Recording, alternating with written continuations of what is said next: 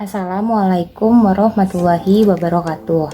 Kami kelompok 2 akan membahas tentang analisis abnormal return studi peristiwa pemilihan kepala daerah serentak di Indonesia pada tahun 2018. Sebelum lanjut ke materi selanjutnya, izinkan saya memperkenalkan anggota dari kelompok 2. Yang pertama ada Teresa Al-Azhar dengan NIM belakang 118, ada Nurul Mustafa dengan NIM belakang 119, dan saya sendiri Dede Sriuniar dengan NIM belakang 121, Ismi Al-Ajnihati dengan NIM belakang 122, Anna Safira dengan NIM belakang 123, Vidya Elsa Yuvania dengan NIM belakang 126, dan Nabila Maharani dengan NIM belakang 127.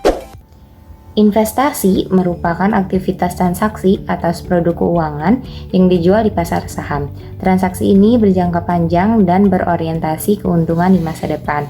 Ketika melakukan aktivitas investasi, investor akan menghadapi beberapa risiko. Salah satunya adalah risiko pasar. Risiko pasar bisa berfluktuasi dan bisa mempengaruhi return investasi. Ada banyak faktor yang mempengaruhi keberhasilan pasar modal. Menurut Husnan tahun 2008, faktor-faktor tersebut antara lain, yang pertama ada ketersediaan sekuritas, yang kedua permintaan akan sekuritas, ketiga masalah hukum dan peraturan, keempat keberadaan lembaga yang mengatur dan mengawasi kegiatan pasar modal, dan berbagai lembaga yang memungkinkan dilakukan transaksi secara efisien, dan yang terakhir kondisi politik dan ekonomi suatu negara. Salah satu indikator ketidakpastian politik yang dimaksud adalah peristiwa pemilihan umum. Peristiwa pemilu kepala daerah menjadi salah satu pemicu adanya ketidakpastian kebijakan ekonomi menurut Baker et al. Tahun 2015. Adanya kepastian kebijakan dapat meningkatkan volatilitas harga saham. Pergantian politik sebagai indikator ketidakpastian politik dapat menciptakan risiko investasi yang signifikan menurut Liu et al. Tahun 2016. Sistem seperti ini memuat ketidakpastian yang cenderung tinggi. Informasi-informasi yang beredar di sepanjang tahun politik ini menjadikan ketidakpastian di pasar semakin tinggi. Oleh karena itu, peristiwa pemilu ini dapat membuat reaktivitas pasar dan investor menjadi bergejolak di sepanjang tahun politik. Selanjutnya, pengertian dari pasar modal menurut Tandelin tahun 2010. Pasar modal adalah pasar untuk memperjualbelikan sekuritas yang umumnya memiliki umur lebih dari 1 tahun seperti saham dan obligasi. Yang kedua ada pasar efisien. Pasar efisien atau market efisien adalah suatu kondisi di mana pasar bereaksi dengan cepat dan akurat untuk mencapai harga keseimbangan baru yang sepenuhnya mencerminkan informasi yang tersedia menurut Hartono tahun 2013. Selanjutnya yaitu saham. Saham menurut Darmaji dan Fahrudin tahun 2006, saham adalah sebuah tanda atau kepemilikan seseorang atau badan dalam suatu perusahaan atau perseroan terbatas. Saham berwujud selembar kertas yang menerangkan bahwa pemilik kertas ialah pemilik perusahaan yang menerbitkan surat berharga tersebut. Porsi kepemilikan ditentukan oleh seberapa besar penyertaan yang ditanamkan pada perusahaan tersebut. Yang terakhir ada indeks harga saham gabungan atau IHSG. Indeks harga saham gabungan merupakan indeks gabungan dari seluruh jenis saham yang tercatat di Bursa Efek. IHSG berubah setiap hari karena perubahan harga pasar yang terjadi setiap hari dan karena adanya saham tambahan menurut Samsul tahun 2006. Selanjutnya yang keempat yaitu studi peristiwa menurut Hartono 2016 menyatakan bahwa studi yang mempelajari reaksi pasar terhadap suatu peristiwa yang informasinya dipublikasikan sebagai suatu pengumuman, dan di sini ada 4 jenis peristiwa. Yang pertama yaitu peristiwa konvensional, yang kedua kluster, yang ketiga tak terduga, dan yang terakhir yaitu peristiwa berurutan. Tujuan studi peristiwa yang pertama, pengujian teoritis. Studi peristiwa pada dasarnya merupakan metodologi untuk pengujian teori dan hipotesis efisiensi pasar setengah kuat. Dan yang kedua yaitu pengujian respon pasar yang terkait dengan hipotesis efisiensi informasi atau kecepatan respon pasar dan efisiensi keputusan atau ketepatan respon pasar. Dan yang ketiga yaitu pengujian return tak normal, yang dimana selisih positif atau negatif dari return aktual di seputar pengumuman dan return harapan. Bila tidak terdapat peristiwa, return aktual cenderung tidak berbeda dengan return harapan. Selanjutnya, model estimasi return. Yang pertama, mean adjusted model. Nah, model ini menganggap return ekspektasi bernilai konstan yang sama dengan rata-rata return realisasi sebelumnya selama periode estimasi. Dan yang kedua yaitu market model. Ada dua tahap untuk menentukan return estimasi. Nah, pertama yaitu membentuk model ekspektasi dengan menggunakan data realisasi selama periode estimasi. Dan yang kedua yaitu menggunakan model ekspektasi tersebut untuk mengestimasikan return ekspektasi di periode jendela. Dan yang ketiga yaitu ada model disesuaikan pasar. Nah, model ini memprediksi ERI berdasarkan return indeks pasar pada hari pengumuman peristiwa. Dan yang keempat yaitu ada model ekonomika. Ada dua rumus. Yang pertama yaitu capital asset pricing model, yang kedua arbitrage pricing model. Assalamualaikum warahmatullahi wabarakatuh. Di sini saya Ana Sefira, NIM saya 123. Saya dari kelompok 2 akan melanjutkan tentang abnormal return dan periode peristiwa. Yang keenam, abnormal return, yaitu abnormal return merupakan salah satu indikator yang dapat dipakai guna melihat keadaan pasar yang sering terjadi. Abnormal return merupakan selisih antara return sesungguhnya dengan return yang diharapkan menurut Jogianto tahun 2009. Lalu periode peristiwa. Periode peristiwa atau event period atau jendela peristiwa event window merupakan periode terjadinya peristiwa dan pengaruhnya.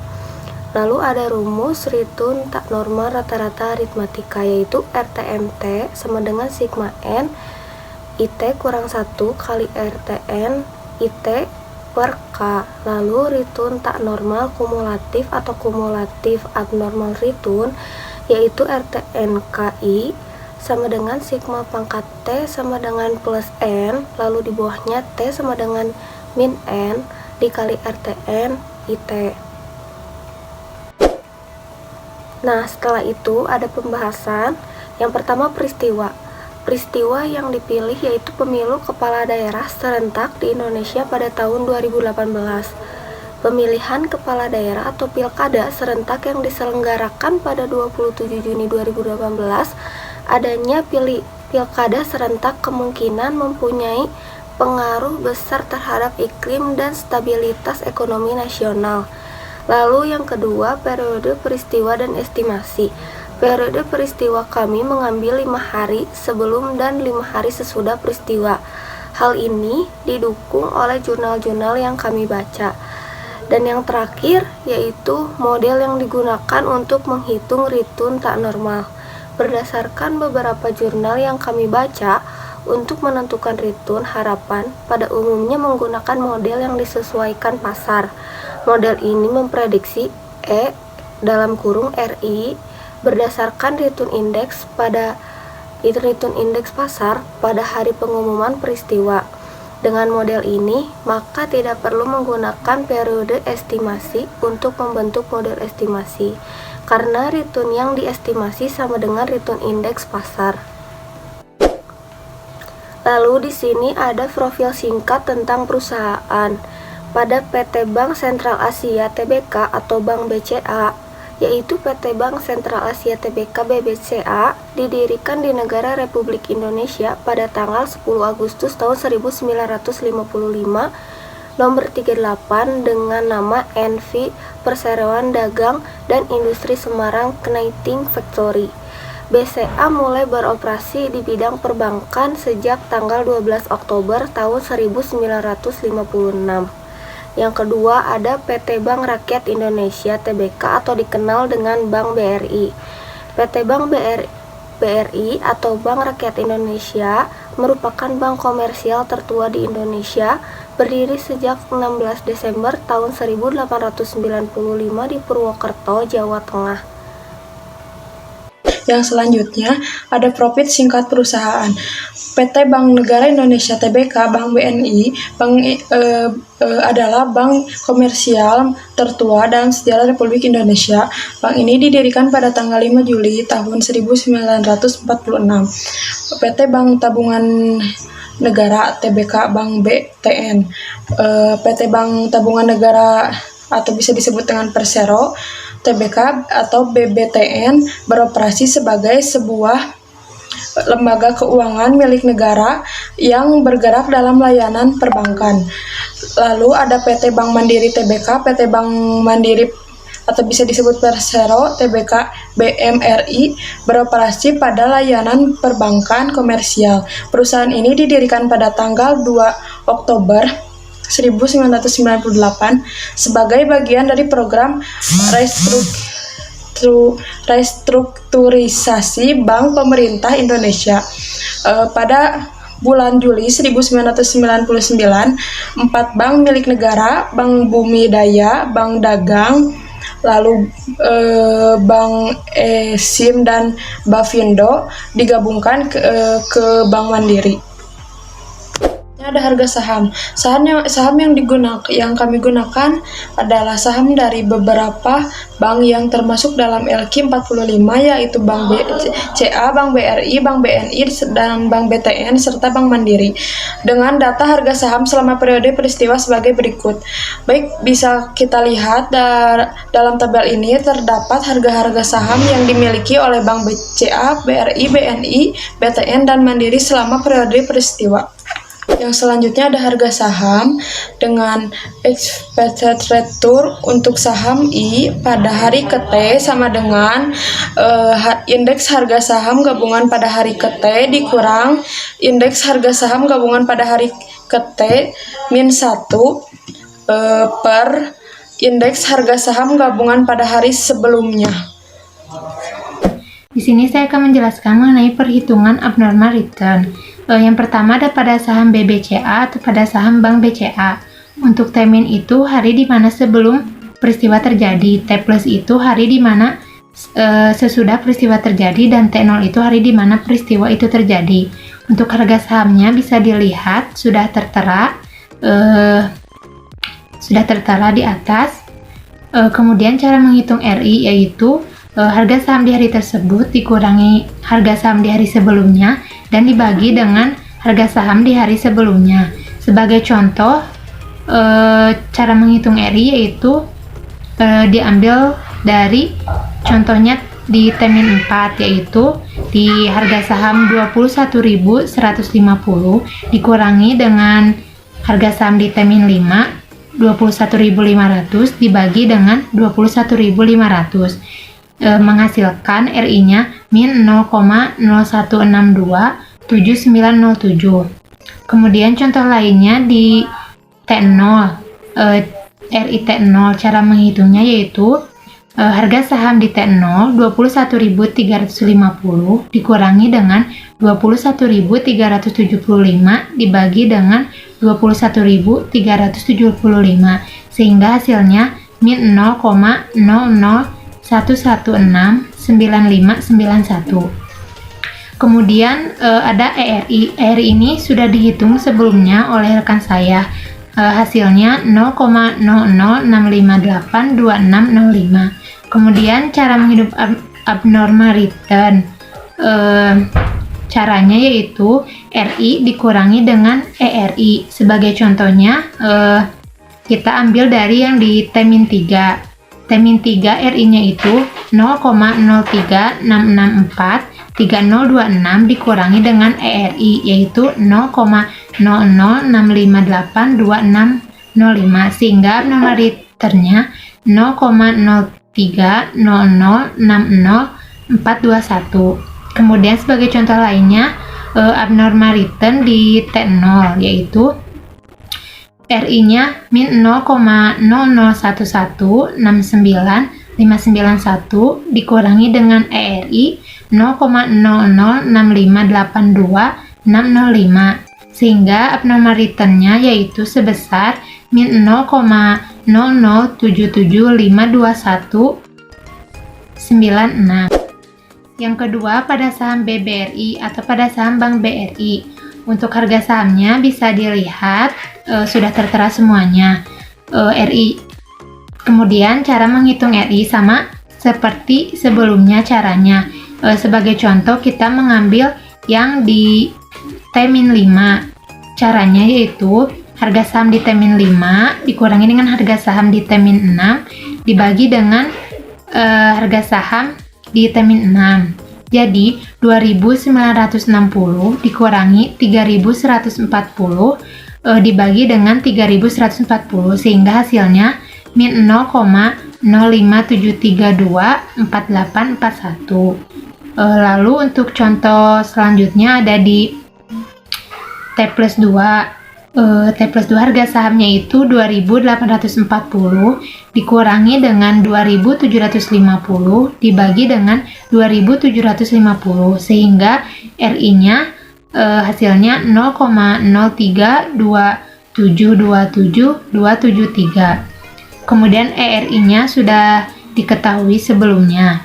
Kemudian sekarang menghitung abnormal return. Sebagai contohnya, menghitung abnormal return di T-4. Caranya yaitu RI T-4 min 0,016891892 dikurangi dengan ERI sebesar 0,00658265 sehingga abnormal return T-4 hasilnya yaitu min 0,023474497. Kemudian contoh selanjutnya menghitung abnormal return yang T plus 4. Caranya sama yaitu RI T plus 4 min 0,00701754 dikurangi dengan ERI 0,006582605 sehingga abnormal return T plus 4 nya sebesar min 0,013600,149. Selanjutnya pada saham BBNI atau pada saham Bank BNI, harga sahamnya sudah tertera semuanya di atas. RI-nya juga sebagai contoh kita mengambil RI yang di T-3. Caranya yaitu harga saham di T-3 7.400 dikurangi dengan 7.400. Hasilnya RI-nya 0. Kemudian contoh selanjutnya ada di T plus 2. Caranya harga saham T plus 2 7.050 dikurangi harga saham di T plus 1 6.800 dibagi dengan 6.800 sehingga RI-nya hasilnya 0,03676476. Kemudian ERI-nya sudah diketahui sebelumnya sebesar 0,0065582605. Kemudian abnormal return-nya sebagai contohnya kita mengambil yang di T0. Caranya yaitu yang RI T0 min 0,013986014 dikurangi dengan ERI sebesar 0,006582605 sehingga abnormal return-nya sebesar min 0,020568619.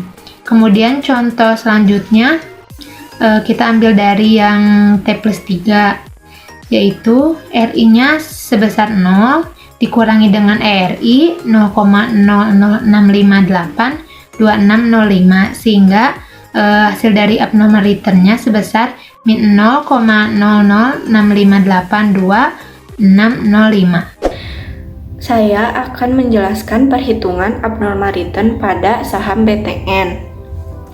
Dapat dilihat harga saham BTN mulai dari T-6 sebelum terjadinya peristiwa sampai dengan T plus 5 sesudah terjadinya peristiwa, harga sahamnya terus berubah-ubah. Lalu ada kolom RI. Cara menghitung RI yaitu saya akan mencontohkan untuk menghitung RI T-4. Caranya harga saham pada T-4 sebesar 2.800 dikurangi harga saham T-5 sebesar 2.860 lalu dibagi dengan harga saham T-5 sebesar 2.860. Hasil RI-nya yaitu minus 0,02097921. Lalu ada kolom ERI. Kolom ERI ini sudah dihitung sebelumnya sebesar 0,006582605. Lalu ada kolom abnormal return. Cara menghitung abnormal return yaitu RI dikurangi ERI. Saya akan mencontohkan untuk menghitung abnormal return pada T-4. RI pada T-4 yaitu sebesar min 0,020979021 dikurangi ERI sebesar 0,0065822605. Hasil abnormal return-nya yaitu min 0,02756126. Lalu saya akan mencontohkan yang lainnya yang T+1. RI pada T+1 yaitu sebesar min 0,05952381 dikurangi ERI sebesar 0,0065822605. Hasil abnormal return-nya yaitu sebesar min 0,0661064415. Selanjutnya saya akan menjelaskan perhitungan abnormal return pada saham BMRI. Dapat dilihat harga saham pada BMRI dari mulai T-6 sebelum terjadinya peristiwa sampai T+5 sesudah terjadinya peristiwa, harga sahamnya terus berubah-ubah. Lalu ada kolom RI. Cara menghitung RI yaitu saya akan mencontohkan untuk menghitung RI pada T-1. Caranya yaitu harga saham pada T-1 sebesar 6.625 dikurangi harga saham pada T-2 sebesar 6.700 lalu dibagi dengan harga saham T-2 sebesar 6.700. Hasil RI pada T-1 yaitu min 0,01119403. Lalu ada kolom ERI. Kolom ERI ini sebelumnya sudah dihitung dengan nilai sebesar 0,0065822605. Lalu ada kolom abnormal return. Cara menghitung abnormal return yaitu RI dikurangi ERI. Saya akan mencontohkan untuk menghitung abnormal return pada T-1. RI pada T-1 yaitu sebesar min 0,011943 dikurangi 0,06582605. Hasilnya abnormal return sebesar min 0,01777665. Lalu saya akan mencontohkan abnormal return yang lainnya yaitu yang T+2.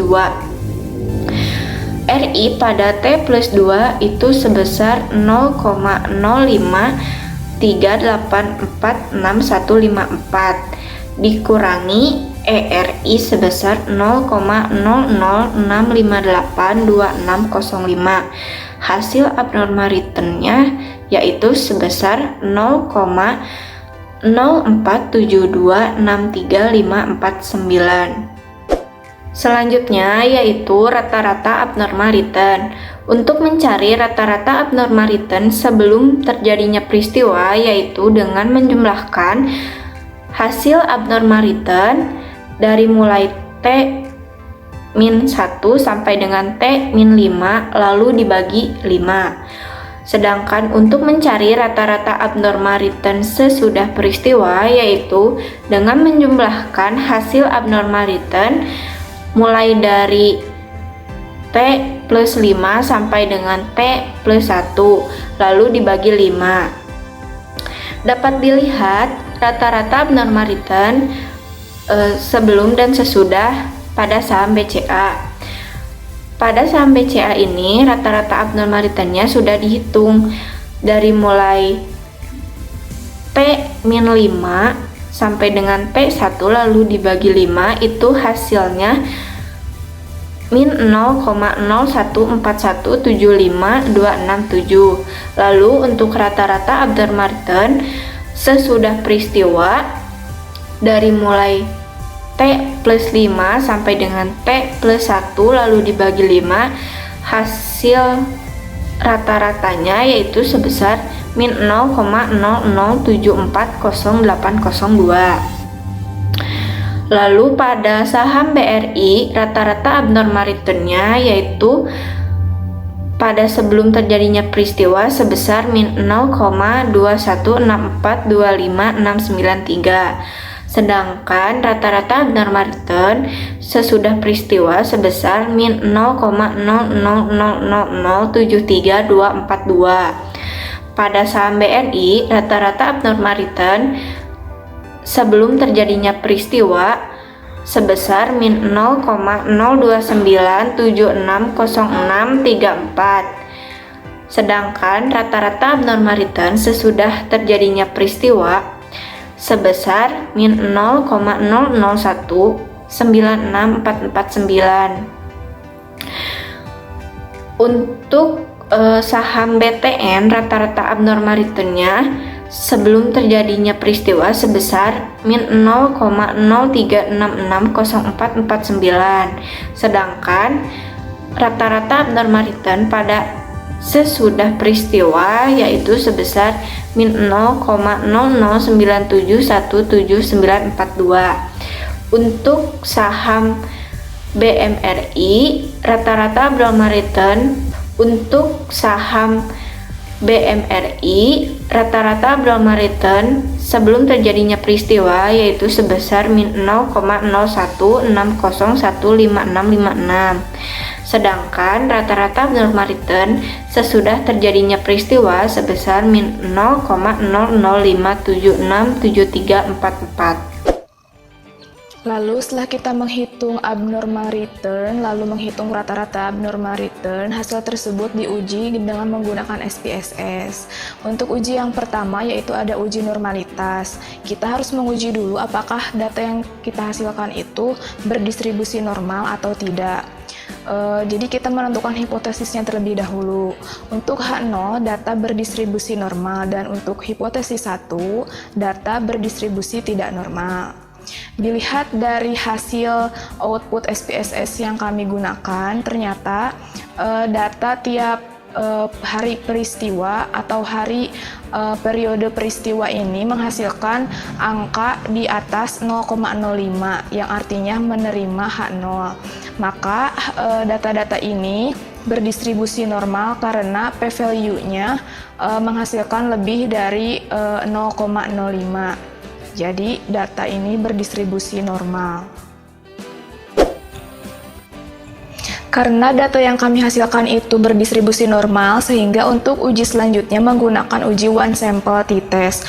Uji ini digunakan untuk mengetahui apakah terdapat abnormal return pada peristiwa Pilkada 2018 atau tidak. Jadi kita harus memberikan hipotesisnya terlebih dahulu. Untuk hipotesis 0, menyatakan bahwa tidak terdapat abnormal return pada periode peristiwa Pilkada 2018. Sedangkan untuk hipotesis 1 menyatakan bahwa terdapat abnormal return pada peristiwa Pilkada 2018. Dari hasil uji yang kami coba menghasilkan signifikansi yang berbeda-beda. Untuk hari kelima sebelum peristiwa dan juga hari keempat sebelum peristiwa menyatakan bahwa bernilai 0,001, yang artinya nilai ini lebih kecil dari 0,05, maka hipotesis 0 ditolak dan menerima hipotesis 1. Untuk hari ketiga, hari kedua, dan hari ke-1 sebelum peristiwa, bahkan pada hari peristiwanya sendiri, menghasilkan signifikansi atau p-value yang melebihi 0,05. Maka menerima hipotesis 0, yaitu tidak terdapat abnormal return pada peristiwa Pilkada 2018. Lalu untuk hari pertama dan hari kedua setelah peristiwa menghasilkan p-value kurang dari 0,05, yang artinya menolak H0, maka pada hari tersebut terdapat abnormal return pada peristiwa Pilkada 2018. Untuk hari ketiga setelah periode peristiwa ini menghasilkan p-value melebihi dari 0,05, maka tidak terdapat abnormal return. Dan untuk hari keempat dan juga hari kelima setelah peristiwa menghasilkan p-value yang kurang dari 0,05, maka terdapat abnormal return pada peristiwa Pilkada 2018. Lalu selanjutnya untuk mengetahui apakah abnormal return ini ada pada saat sebelum peristiwa terjadi atau bahkan sesudah peristiwa itu terjadi, maka kami menguji dengan menggunakan uji paired sample test atau uji secara berpasangan. Dan hasilnya menghasilkan signifikansi atau p-value yang kurang dari 0,05, yaitu sebesar 0,025. Dan hipotesisnya itu untuk H0 tidak terdapat perbedaan rata-rata antara sebelum dan sesudah peristiwa Pilkada 2018. Sedangkan H1 terdapat perbedaan rata-rata antara sebelum peristiwa dan sesudah peristiwa Pilkada 2018. Maka dengan hasil p-value sebesar 0,025 dengan artian kurang dari 0,05, maka H0 ditolak dan menerima hipotesis 1, yaitu terdapat perbedaan rata-rata abnormal return pada sebelum peristiwa dan setelah peristiwa Pilkada 2018. Jadi dengan adanya peristiwa Pilkada pada tahun 2018 ini menghasilkan atau mempengaruhi stabilitas ekonomi nasional. Hal ini terjadi karena adanya kemungkinan perubahan kebijakan pada pasangan yang terpilih atau bahkan situasi politik yang tercipta akibat adanya pemilihan kepala daerah serentak yang diselenggarakan pada tahun 2018. Dengan hasil uji yang kami jelaskan tadi, maka hasilnya terdapat abnormal return pada saat sebelum peristiwa Pilkada dan setelah peristiwa Pilkada 2018. Artinya peristiwa politik ini terdapat kandungan informasi yang direspon secara cepat oleh pasar, maka